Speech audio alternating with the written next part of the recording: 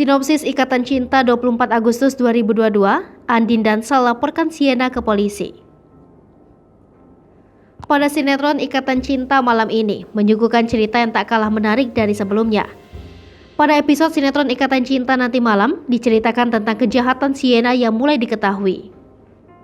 Malam ini, Sal mulai mengetahui kejahatan yang dilakukan oleh Sienna. Sienna melakukan kejahatan ini karena ia cemburu dengan Andin dekat dengan Sal.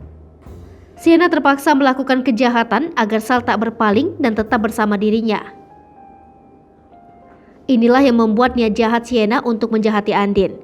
Kejahatan Sienna ini diketahui oleh Sal. Sal sangat marah kekasihnya melakukan hal tersebut. Takut Sienna semakin terjun menjadi jahat, Sal meminta Andin melaporkan Sienna ke polisi. Sal meminta Andin buat laporan untuk menjebloskan Sienna. Karena apa yang dilakukan Sienna sudah kelewatan.